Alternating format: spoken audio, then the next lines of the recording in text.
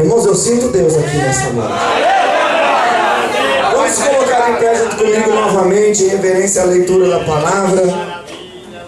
Abra a tua Bíblia no Evangelho segundo escreveu Marcos, no capítulo de número 14 e no versículo de número 9. Estaremos lendo o versículo de número 8 e o versículo de número 9. Marcos capítulo 14, verso de número 8 e verso de número 9. Aleluias, aleluia, Senhor. Marcos capítulo 14, versículo de número 8 e verso 9. Os irmãos que acharam, com os santos lábios, digam amém. Amém. Diz assim a palavra do Senhor: esta fez o que podia, porque se antecipou em ungir o meu corpo para a sepultura.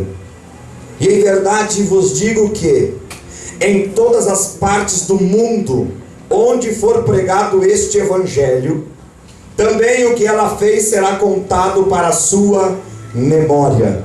Amém? E em verdade vos digo que em todas as partes do mundo onde for pregado este evangelho, também o que ela fez será contado para a sua memória. Amém? Pode tomar o teu assento, exaltando e glorificando o nome santo do Senhor Jesus. Irmãos, nós lemos aqui na Bíblia uma história que possivelmente todos os irmãos que estão presentes aqui já devem ter ouvido falar desta mulher chamada Maria.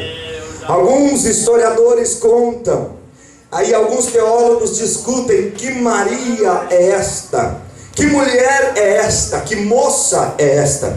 Porém, se nós abrirmos a nossa Bíblia no livro de João, no capítulo 12, verso de número 1, os irmãos bem sabem que todos os evangelhos, com exceção do livro de João, todos os evangelhos tiveram uma inspiração em outro livro. Porém, João, ele fala literalmente o que ele presenciou, porque ele andara com Jesus. Alguns dos evangelistas não estiveram junto com Cristo, não viram o que aconteceu com ele, mas João, ele viu e sabe muito bem. E João, no momento em que ele fala, no capítulo de número 12, verso 1, ele diz que esta Maria era a Maria, irmã de Marta e irmã de Lázaro. Os irmãos, nesta noite eu preciso dizer para os irmãos o que o Senhor falou ao meu coração durante essa semana para falar sobre essa palavra. Essa mensagem, irmãos, baseado no que nós vimos aqui, esse título: eu escolho Deus e você. Esta mensagem, irmãos, não tem outro cunho senão de adoração. Então nessa noite, meu irmão e minha irmã, se você não gosta muito de adorar a Deus, eu quero dizer para você: o evento que você veio, você errou o endereço, porque essa igreja que está presente aqui veio só para adorar. Deixa eu ver se é verdade aqui, levanta a mão e dá glória a Deus para adorar nesse lugar aqui.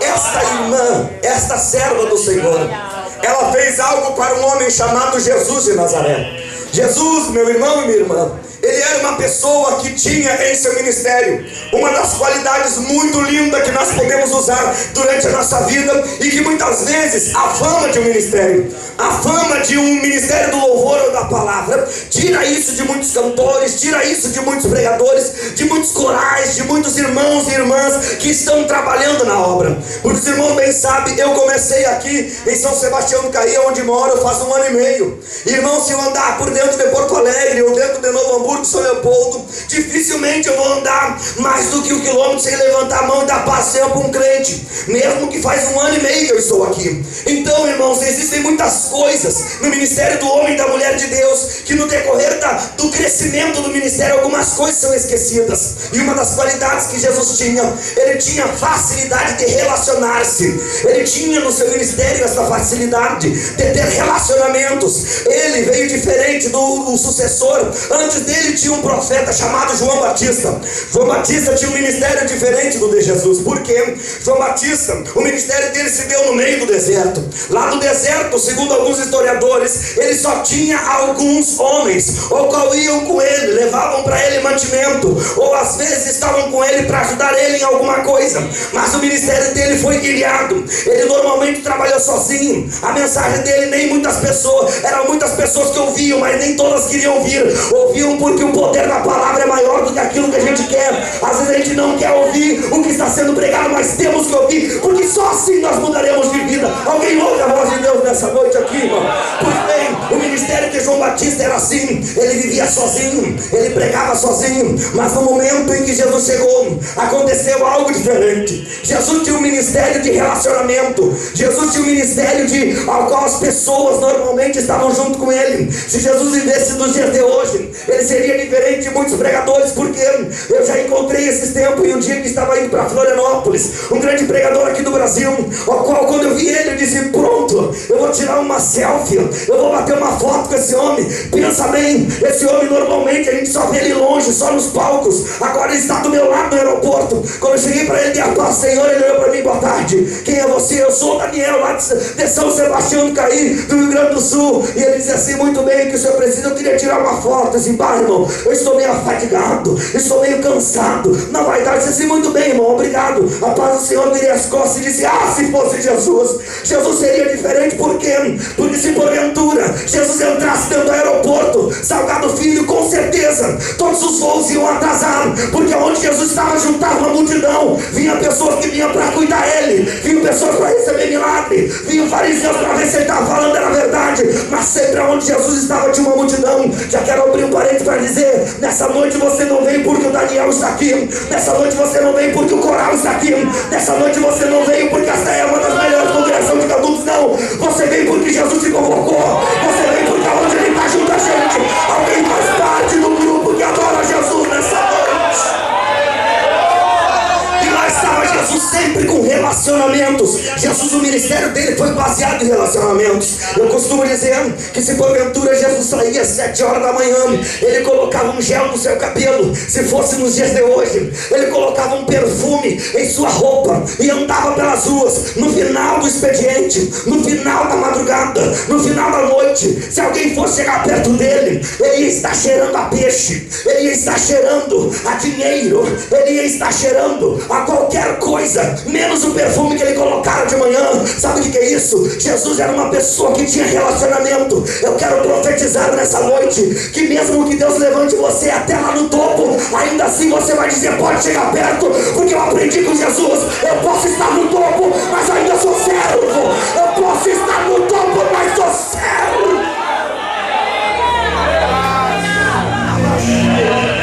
E nesses relacionamentos eu descobri que Jesus entrava em algumas casas. Existe registro bíblico de que Jesus entrou, pelo menos em registros bíblicos, em 12 casas. Em 12 casas a Bíblia registra. Eu quero falar só sobre algumas, não sobre todas, para os irmãos terem uma noção. Jesus, no início do seu ministério, nos diz a Bíblia Sagrada que o primeiro milagre que ele fez foi nas bodas. Quando ele entrou naquela casa, diz a história que o vinho tinha terminado no meio da festa.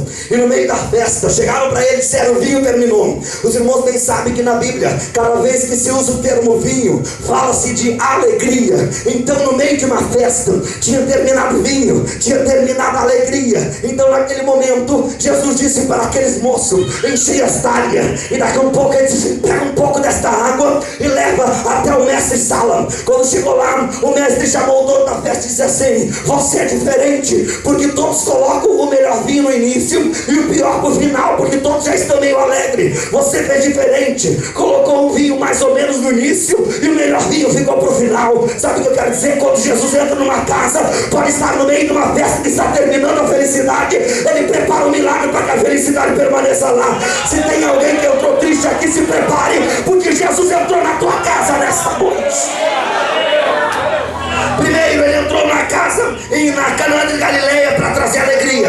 Depois ele entrou na casa de Pedro. Quando chegou na casa de Pedro, Pedro era um obreiro do Senhor, Pedro era um discípulo do Senhor. Entrando na casa de Pedro, ele encontrou a sogra de Pedro. Ah, meu irmão, se fosse alguns brasileiros, ia dizer: Jesus não, não entra aqui, Jesus, é a minha sogra que está doente. Aleluia, mas não, era um discípulo de Jesus. E quando Jesus entrou, deparou-se com a sogra de Pedro, doente. Naquele momento, diz a história, que Jesus orando por ela, ela ficou curada na mesma hora. Ou seja, na primeira casa ele levou alegria, na segunda casa ele levou cura. Depois nos diz a história, que ele entrou na casa de um homem pequenininho, o qual era publicano, o qual só pensava em dinheiro. A sua vida era dinheiro, a sua vida era uma desgraça, porque ele tinha tudo que queria, mas não tinha a alegria do Senhor.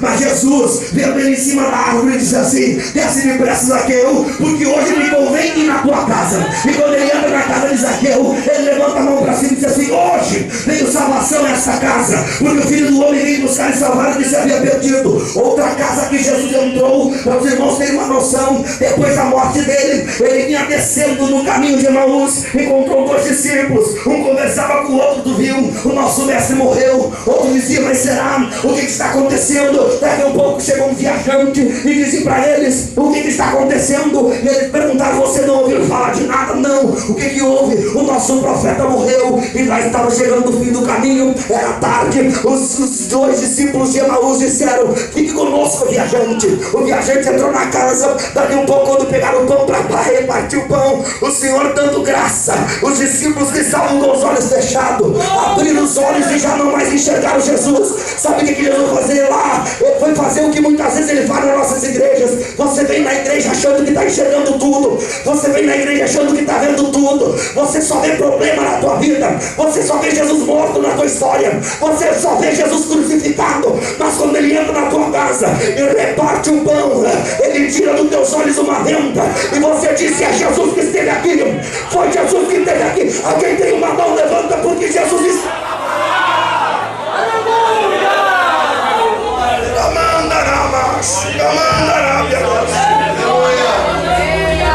A Bíblia registra outras casas que ele teve.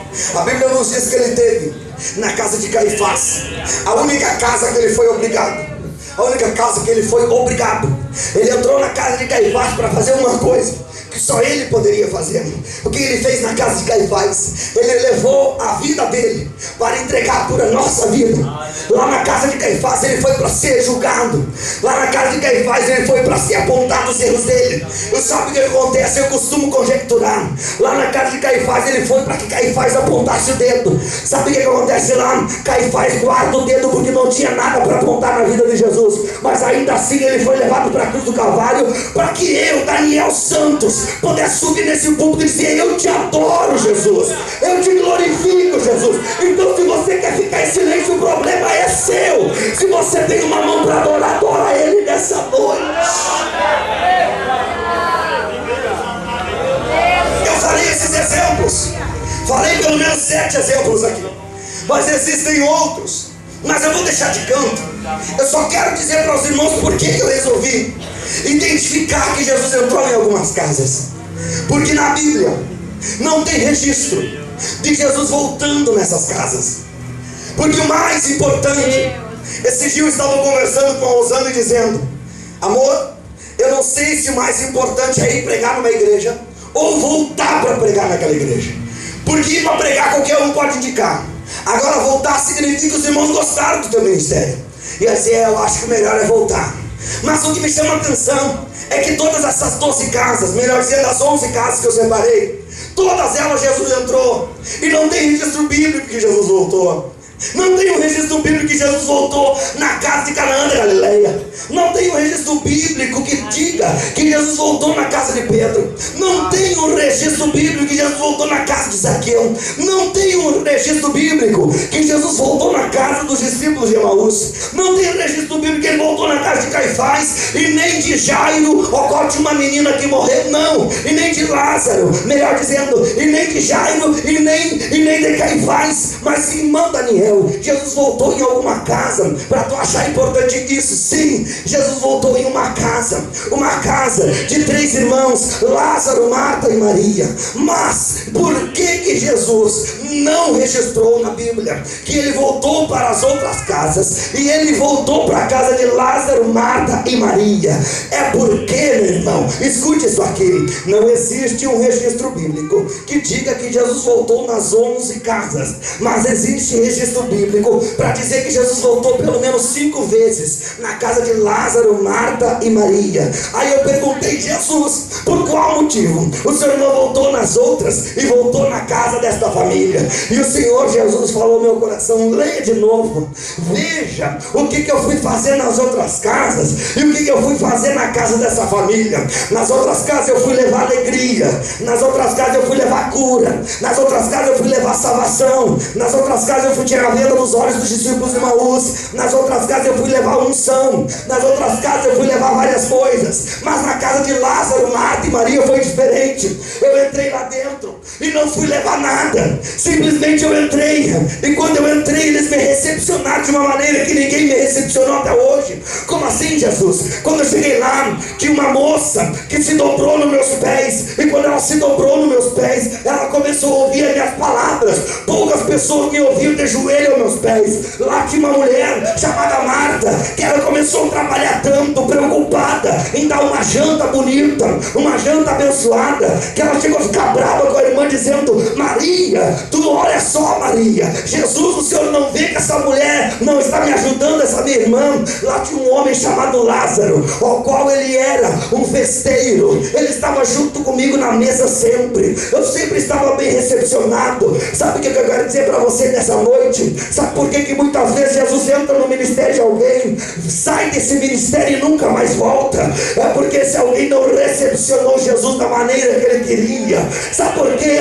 Que existem muitas famílias que já receberam a presença de Jesus, é porque Jesus entrou lá, saiu, e da mesma maneira que ele entrou, ele saiu. Sabe por que tem muitas igrejas que Jesus não sobe mais nos púlpitos? Porque ele já subiu uma vez e não foi bem recepcionado. Agora eu quero dizer para você, sabe por que muitas vezes nós temos família só de 3? Sabe por que nós temos igreja só de 3? Sabe por que muitas vezes nós temos ministério só de 3, mas que Jesus vai 2, 3, 4, 5 vezes? É porque recepciona Jesus diferente. Quando Jesus chega de Jesus, eu quero teus pés, Jesus, eu quero te alimentar, Jesus, eu quero te ouvir. Se tem alguém aqui que gosta de receber Jesus, faça alguma coisa.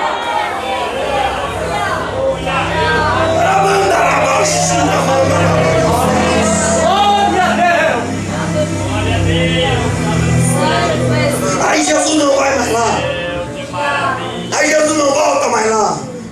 Aí diz que Jesus é preconceituoso. Não, Jesus só vai na congregação A, ou na B, ou na C. Não é, é porque lá recebem ele diferente. Jesus só está no ministério do Beltrano.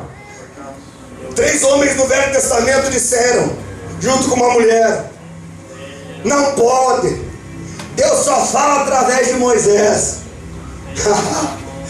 É que Moisés, enquanto todo mundo estava lá embaixo dizendo: queremos pão e codorniz, Moisés estava em cima do monte dizendo: eu quero ver tua face. Aleluia. Jesus gosta de entrar em casas que recepcionam ele bem. Se Jesus não voltou na tua casa, se Jesus já fez um milagre lá dentro daquela família, e parece que ele foi embora e não voltou mais, pergunta para você mesmo se você recepcionou ele da maneira que ele merecia. Tem pessoas que recepcionam Jesus de qualquer maneira. Eles nem sabem diferenciar quando é Jesus que está usando e quando é a emoção que está pegando.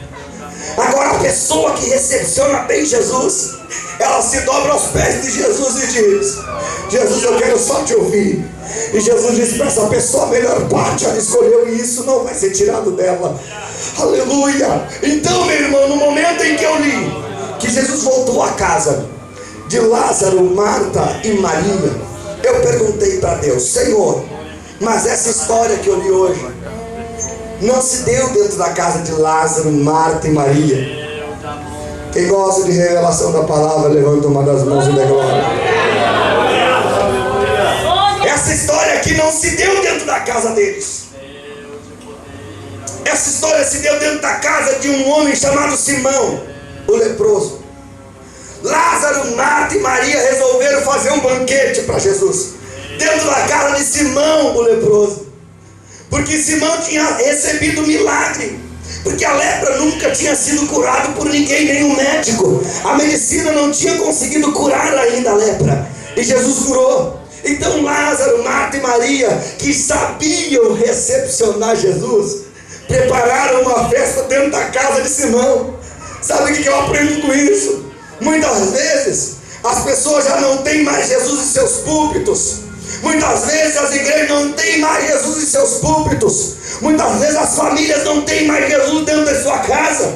E ela tem que chamar um Lázaro, um Marta e uma Maria para fazer milagre lá dentro, para que as coisas comecem a acontecer lá dentro. É o que nós aprendemos aqui. A Bíblia diz assim: e na casa de Simão, o ex-leproso, Jesus entrou e estava Lázaro, Marta e Maria. Sabe o que eu aprendo aqui? Se porventura tem algumas portas da igreja que estão fechadas para Jesus entrar, daqui um pouco, mais cedo ou mais tarde, se prepare Lázaro, se prepare Maria, se prepare Marta. Mais cedo ou mais tarde o Senhor vai ter que pegar alguns de vocês e levar lá para dentro daquelas igrejas para dizer assim: eu vou onde tem Lázaro, eu vou onde tem Marta, eu vou onde tem Maria. Nessa noite é que eu creio que tem essa família. Onde é que está o Lázaro? Onde é que está Marta? Onde é que está Maria? E Jesus entrando na casa. Aonde nós estamos nessa palavra? Jesus entrando na casa, veio Maria com um vaso de alabastro. Pegou o vaso de alabastro, olhando para Jesus, quebrou o vaso de alabastro, derramou o nardo que tinha dentro, derramando sobre Jesus. Pegou os seus cabelos e começou, com suas lágrimas ela molhava os pés de Jesus, e com os seus cabelos ela o enxugava. No momento em que eu li isso, eu perguntei: Deus, por que ela usara o cabelo para enxugar os pés de Jesus? Por acaso não tinha um pano qualquer? Os irmãos há de convir comigo que melhor do que cabelo, qualquer pano seca. Qualquer tecido seca melhor do que cabelo. Se não, qualquer tecidinho, até saco de silício, secaria melhor do que o cabelo. Mas por quê? Que ela usou o cabelo para secar os pés de Jesus. Aí o Senhor disse para mim: dá mais uma estudadinha. Eu descobri que aquele vaso de alabastro era feito em uma cidade chamada Alabastron, de um tipo de giz misturado com marfim. E aquele vaso tinha uma estrutura, o qual embaixo ele era arredondado e subia até em cima, e bem em cima ele era selado. Ou seja, não era que nem as Coca-Cola, glória a Deus, que você abria e fechava. Não, ele era selado. O vaso de alabastro, ele era feito por uma quantia certa de nardo. Normalmente as pessoas colocavam dentro dele aproximadamente 350 ml desse nardo. Esse nardo, ele era feito de uma substância tirada de uma planta que tinha nos montes do Himalaia. E lá eles tiravam esse nardo. Esse nardo era tão puro, era tão cheiroso, o qual a Bíblia diz que quando ela derramou, encheu toda a casa aonde eles estavam.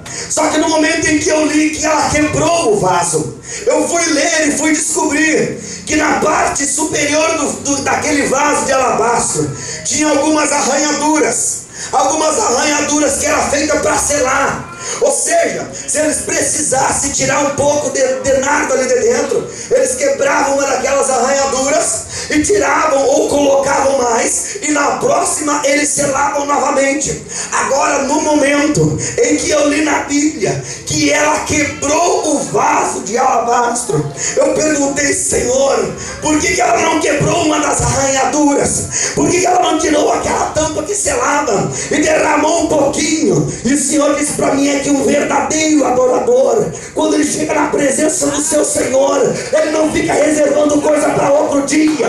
Ele deixa tudo nos pés dele. Ele adora com o melhor que tem. Se você tem um pouquinho, pode ser um pouquinho assim, quebra na presença do Senhor hoje. Apresenta o teu melhor. Eu quero ver se tem alguém que está entendendo a palavra nessa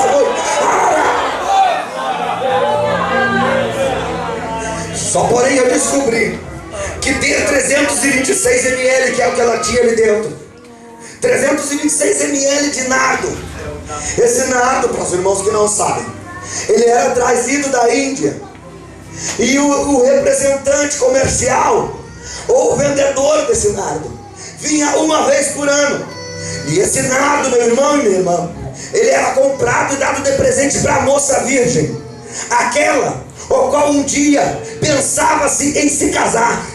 Então, no decorrer dos anos, iam colocando óleo ali dentro, iam colocando nardo ali dentro, para que no dia da sua noite de núpcias ela pudesse ter aquele nardo. Mas para o que era usado? Eu descobri, além de nós, antes de nós entrar para que é usado, eu descobri que fazia anos que aquela mulher guardava aquele nardo. Como assim? Ela tinha 326 ml. Aqueles representantes comerciais, quando chegavam nas aldeias, muito embora os irmãos sabem que Lázaro, Marta e Maria não eram pobres, eram pessoas ao qual tinham em sua residência, por causa de seu pai, que era chamado Simão também, ele tinha uma condição financeira boa. Mas eu descobri que a cada ano eles compravam um pouquinho. Então, quando eu vejo que ela tinha 300 e poucos ml, significa que anos o representante vinha e ela dizia: eu guardei um pouco de dinheiro para comprar um pouco mais. E ali ele ia colocando, mas ali ele estava selado. Ou seja, tudo que ela podia guardar, ela já tinha guardado. Tudo que ela podia juntar, ela tinha juntado. Então ela estava há poucos dias, ou há poucos meses, ou quem sabe há um ano, de achar um relacionamento, ou quem sabe ter um relacionamento e levar aquele vaso para dentro da sua noite de núpcias. O que era feito na noite de núpcias, Daniel? Na noite de núpcias, a mulher ou a noiva pegava aquele vaso cheio de nardo, aquele vaso de alabastro, quebrava as suas ranhaduras, pegava uns vidrinhos, o qual o vidro, melhor dizendo, pegava uns potes, o qual tinha mais ou menos, cabia dentro dele uns 19 a 20 ml de nardo, e colocava dentro daqueles quadradinhos e colocava em cada canto do seu quarto. No momento em que o noivo entrasse dentro do quarto, ele gerava aquilo e dizia: a minha noiva se preparou por anos por essa noite, a minha noiva comprou nardo de tudo que era espécie,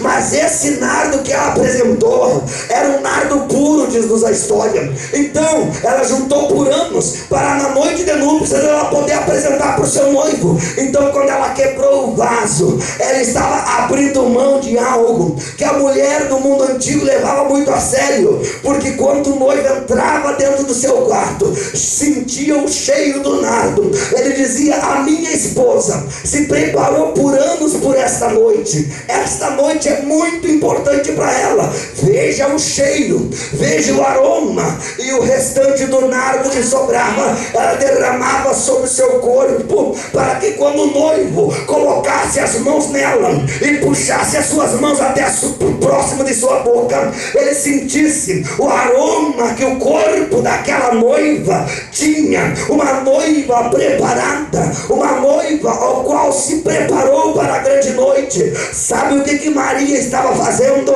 Ela estava dizendo: eu sei que muitos podem me julgar, porque quem sabe eu não vou ter uma noite de núpcias que nem todas as moças de Israel, mas eu sei que só tem 6 dias, ao qual daqui a 6 dias Jesus vai ser crucificado. Então aquilo que era para mim a noite de núpcias, quando eu vejo Jesus assentado, eu vou apresentar tudo para ele. Jesus, está aqui o melhor que eu tenho. Ai, mas quem sabe você não vai ter uma noite de núpcias. E eu imagino ela pensando: mas eu prefiro, eu escolho a Jesus. E você, o que você escolhe? Você prefere dar a tua juventude para esse mundo aí fora? Você prefere dar o teu fôlego para esse mundo aí fora? Ou você ainda tem um nardo para apresentar para Jesus? Quem tem um nardo adora nessa noite.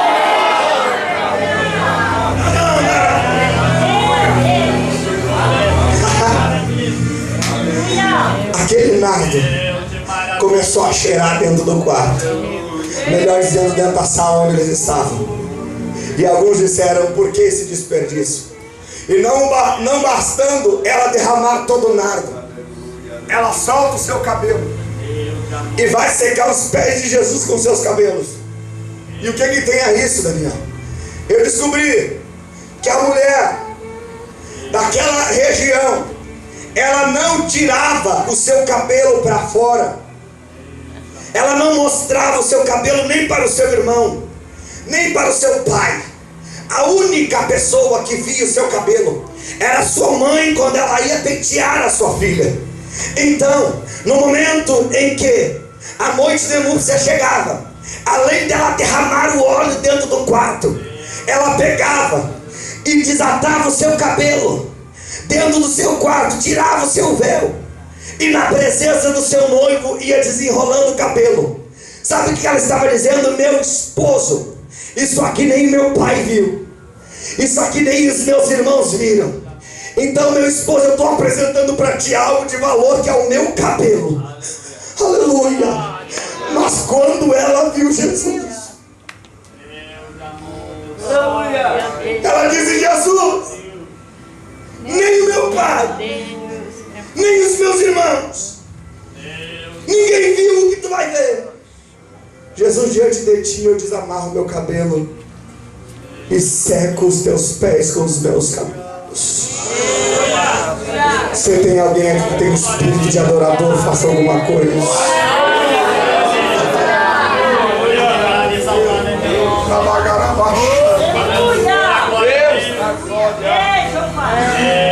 Você tem apresentado o teu melhor para Deus? Essa mulher não tinha outra coisa, o cabelo dela era uma das melhores coisas que ela tinha.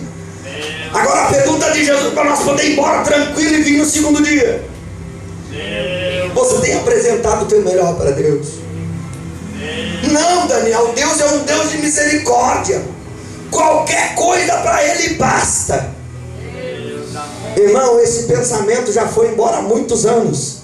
E você melhor do que eu sabe que Deus, muito embora Ele aceita o louvor da viúva, Ele aceita a oferta mínima da viúva, mas sabe o que nós entendemos na oferta da viúva? Que não era poucas moedas, era tudo que ela tinha. Tem pessoas que estão dizendo: não, só uma oferta da viúva já está bom para Deus. A oferta dela era tudo que ela tinha. A pergunta para você, jovem, a pergunta para você, obreiro: você tem dado o que para o teu Deus, para adorar Ele? Eu tenho dado qualquer coisa. Teve um homem na Bíblia que pecou contra Deus fazendo censo em Israel. Esse homem era segundo o coração de Deus, chamado Davi. Começou a contar, não precisava contar, mas ele começou a contar quantos tinha em Israel. Daqui um pouco a desgraça foi tanta, Deus se alojou tanto dessa ação, que 70 mil homens morreram por causa dessa infame ação dele. Daqui um pouco ele chegou para Deus e disse: Deus, o que eu devo fazer para que se perdoe o meu pecado? Porque tem pessoas que estão preocupadas em números, estão preocupados em quanto entra, em quanto sai. Mas Deus não está preocupado com esse tipo de coisa, não. Deus está preocupado em quanto você adora Ele ou não. Como assim? Davi chegou e disse: Deus, o que eu faço? E Deus disse para ele: vai até tal lugar, lá vai ter um homem, Araúna era o nome dele, e tu chega lá e diz que tu vai apresentar um sacrifício a mim. E quando tu chegar para apresentar o sacrifício, tu compre a terra para apresentar um altar a mim. Ele chegou lá, o rei de Israel: Araúna, eu vim aqui comprar ainda. Pois bem, rei, para quê? Eu quero apresentar um holocausto a Deus, para pedir-lhe perdão. Araúna, querendo puxar o assado para o lado do rei, disse assim: rei, não precisa comprar, pega de graça, essa eira está aí mesmo sobrando, pega ela para o senhor. Olha bem, o senhor é o rei de Israel. Não, naquele momento o rei Davi deu a maior resposta que nós podemos dar para Deus. O rei Davi olhou para Araúna e disse assim: eu quero comprar esta eira pelo valor que vale, porque eu não vou apresentar algo que não tenha valor para Deus. O tempo menos insignificante é o que nós apresentamos para Deus. Melhor dizendo, o tempo mais insignificante é aquele que nós ficamos dizendo: Deus, dirigindo carro. Deus, eu quero agora orar, Senhor, porque eu vou pregar a tua palavra. Mas claro, não tem mais nada para fazer na hora de dirigir o carro. Eu não sei dirigir. Agora, quando alguém tem coragem de fazer por aquilo que ele está lutando, pelo seu ministério, pela sua família, algo que tenha valor, o Senhor honra dentro das igrejas. Quando uma juventude tiver coragem de fazer aquilo que os outros não querem fazer, se for pelo lado mais fácil, a juventude dizer: não, eu não quero ir por aí, eu quero ir por aqui. Mas eu tenho terra e eu tenho boi. Rei Davi: não, mas eu quero pagar por isso, porque eu não quero apresentar algo que não tenha valor para o meu Deus. Você tem apresentado o que você tem de melhor. Você tem apresentado o que você tem de melhor na presença de Deus. Existem, para nós terminarmos isso aqui, existem 3 coisas que ela quebrou, além do vaso. Primeiro, ela quebrou uma religião. Como assim, Daniel? Sabia, irmãos, que tem pessoas que querem dizer qual é a melhor forma de adorar a Deus? Tem igrejas que querem dizer: não, se fizer tal coisa não é adorar. Se fizer tal coisa não é adorar. Quem é que sabe a melhor maneira de adorar? É o adorador. Ela quebrou um dogma, uma religião.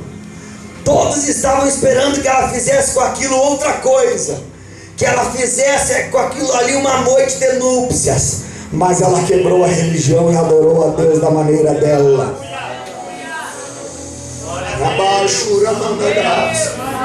Querem dizer para nós como é que nós temos que adorar.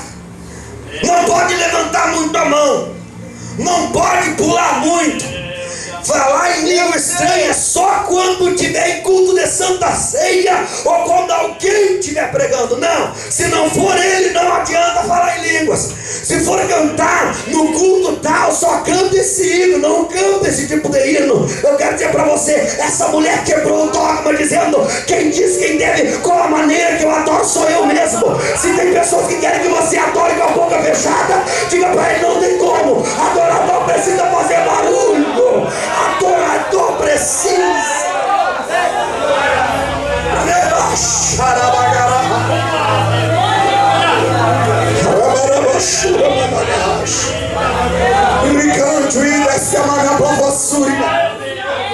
Um dia eu fui pregando numa determinada sede no nosso estado.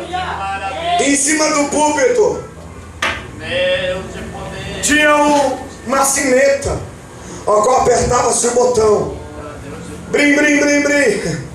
Eu estava pregando, irmão, num suador, ninguém dava glória. Daqui a um pouco alguém deu um glória lá. E quando um dá um glória, é que nem tu acendeu um palito no meio da pólvora. Começa a dar glória e o fogo pegou. Começou alguém do meu lado bater na sinetinha. Eu disse: eita, ele deve ser mudo, deve estar adorando da maneira dele. Depois eu descobri que não, quando começava a cair o fogo, preocupado com o que aqueles ricos iam dizer quando viessem na igreja, eles começavam a bater na sinetinha dizendo: não faça tanto barulho. A cada batida da sineta o povo levantava mais as mãos e dava mais glória. Porque quando um adorador se encontra com Jesus é diferente. Na certa feita eu estava pregando aqui em Porto Alegre. Aí uma cantora começou a cantar. Ela usava uma saia, irmãos, daquelas de renda toda furadinha. E ela estava cantando. E daqui a pouco ela se enfogueirou. E eu disse: meu Deus. E ela com salto alto assim. Daqui a pouco ela levantou aquele salto e colocou aquele salto num dos vãos da renda. A saia dela veio mais ou menos nessa altura aqui. E eu disse: agora eu quero ver se ela está adorando de verdade.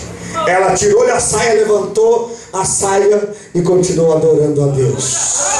Porque adorador, ele não se escandaliza. Se a coisa acontece, ele arruma de uma maneira e ela continua adorando. Se não fosse adorador, ia sentar, nunca mais ser levantado. Levanta a tua mão e adora da tua maneira hoje. Hoje é o dia de você estourar essa tampa, dizer: eu não quero mais que diga a maneira que eu vou adorar. Se eu tenho que chutar, vou chutar. Se eu tenho que falar no celular com Jesus, eu vou falar. Adora da tua maneira.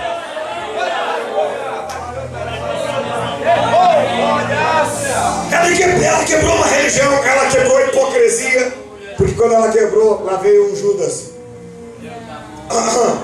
Mas bem que podia ter vendido esse óleo e dado aos pobres. Mas o livro de João diz que ele tinha uma sacola. Na verdade, se vendesse aos pobres e colocassem a oferta para Jesus, ou se vendesse e desse oferta aos pobres, ele pegava a sacola dele e colocava um pouco dentro. Aleluia, sabe o que é isso? Tem pessoas que estão querendo tirar lucro da tua adoração.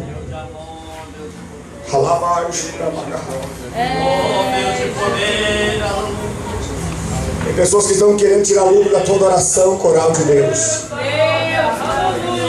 Os cantores que estão aqui, com certeza, ele deve ter passado por uma dessas. Está aqui os irmãos que eu ajudei no ministério deles. Eu fiz um monte de agenda para ele. Querem se autopromover em cima do nosso ministério muitas vezes. Esse dia eu recebi uma ligação dizendo: irmão Daniel, tu foi pregar em tal igreja? Sim, eu que te indiquei para pregar lá.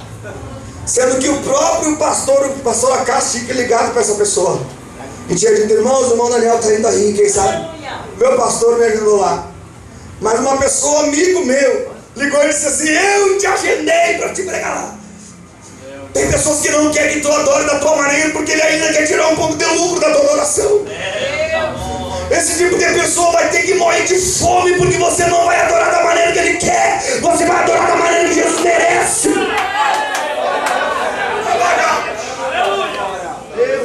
Mas quem sabe nós pegar e separar com valor para dar para os pobres. Que pobre, ela quebrou a hipocrisia ali, porque Jesus mesmo disse: vocês não estão preocupados com os pobres, porque os pobres estão todos os dias com vocês aí. É hipocrisia. Agora eu estou aqui só hoje. Aleluia. Quem sabe essa é uma das últimas noites que Jesus está na tua vida. Como assim? Quem sabe alguns vão ver o arrebatamento, ou quem sabe Jesus está vindo amanhã. E quem sabe essa noite é uma das noites daquela que você podia ter adorado e não adorou. Quem sabe é uma daquelas noites que você poderia ter chorado e não chorou. Poderia ter falado em mistério e não falou. Então, se você tem um glória só, levanta a tua mão e dá esse glória agora. Se põe de pé comigo. Glória a Deus, glória a Deus. Ela quebrou a religião, ela quebrou a hipocrisia, e ela quebrou outra coisa. O que mais que ela quebrou? Ela quebrou ela mesma. Ela quebrou ela mesma. Porque quando chega na presença de Jesus, nós temos que entender que o grande é Ele, que o dono da obra é Ele. Então nessa noite eu vim aqui dizer para você que Jesus está aceitando a tua adoração. Ele gosta de ser adorado da maneira que Ele gosta de ser adorado.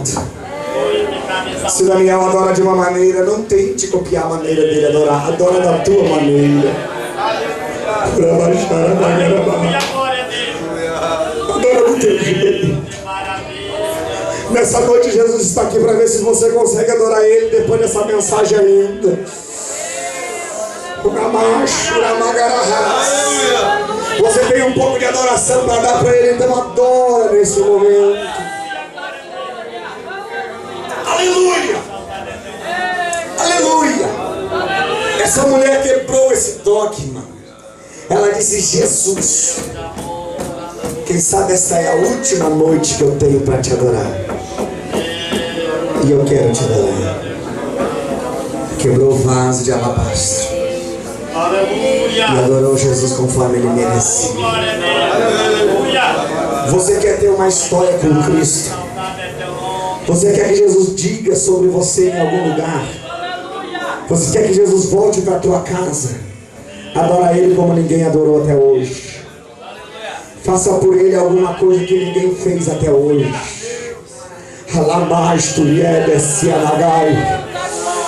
Tem pessoas aqui que estão sentindo que precisam adorar um pouquinho melhor nesta noite.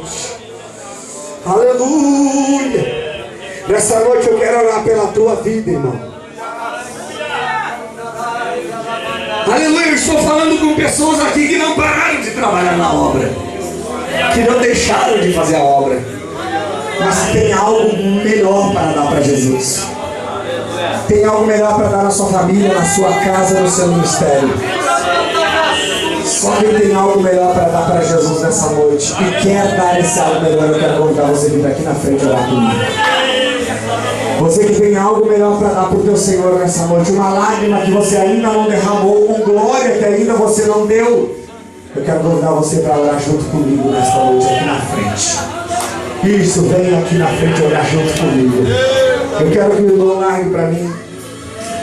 Isso, os irmãos vêm adorando a Deus aqui na frente. Aleluia. Número 1. Você vê. Aleluia, Jesus.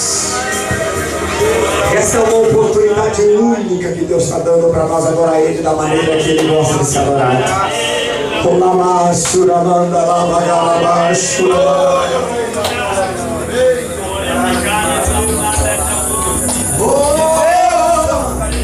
Pois o véu está rasgado e eu posso entrar.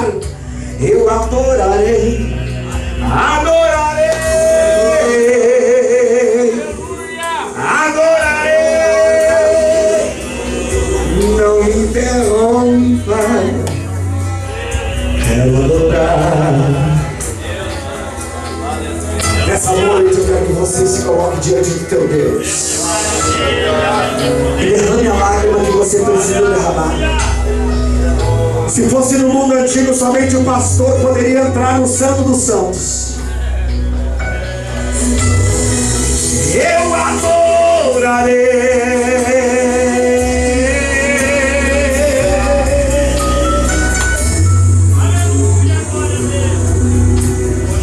Aleluia.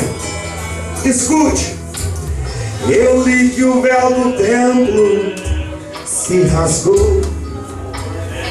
Aleluia. Eu li que agora eu posso adorar. Pois o sangue que Jesus por mim derramou, me deu livre acesso para entrar. Ninguém agora vai sentir por mim. Ah, não vai. A tão real presença do Senhor. Eu sou sacerdócio real, sou um povo adquirido, sou mais um escolhido para ser chamado de adorador. Adorarei, adorarei, pois o véu está rasgado e eu posso entrar. Eu adorarei, eu adorarei,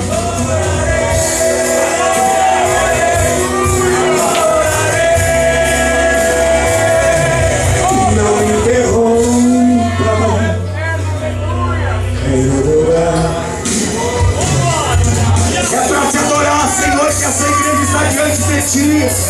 É para te exaltar que essa noiva está adornada, está cheirando, está exalando o aroma do nardo puro. Então nessa noite eu quero pedir que o Senhor já comece a renovar aqueles que vieram te adorar, Senhor, mas que adoram em espírito e em verdade.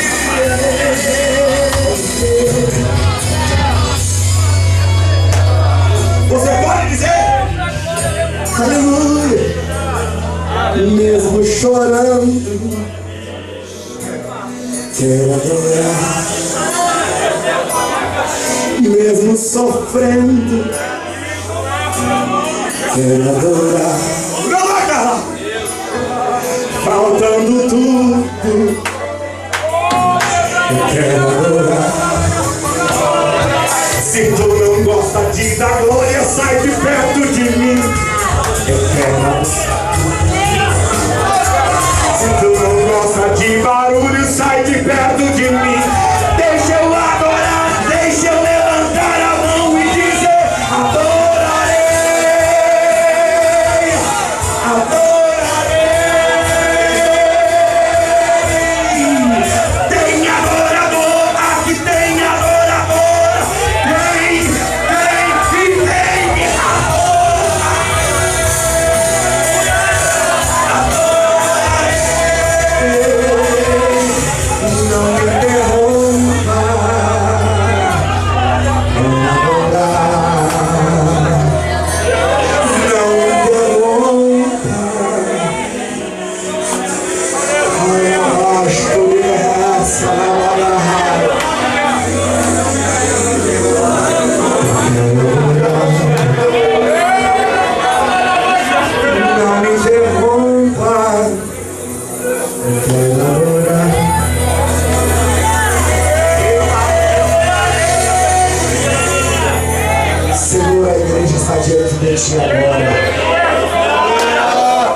tua palavra conforme o Senhor me revelara.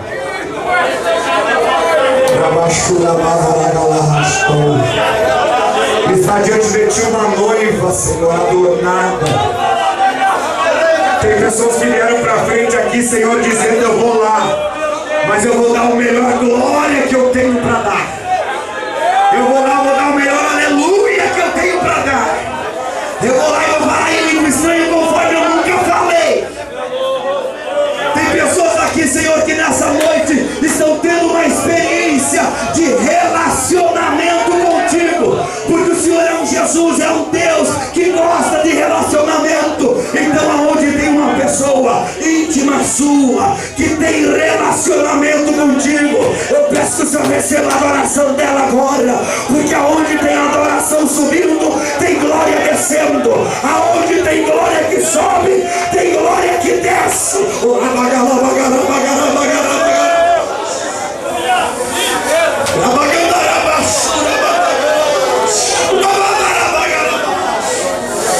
Em nome de Jesus, todos os adoradores que estão te adorando nessa noite, em nome de Jesus, eu convido todos os adoradores a levantarem as suas mãos agora para o céu.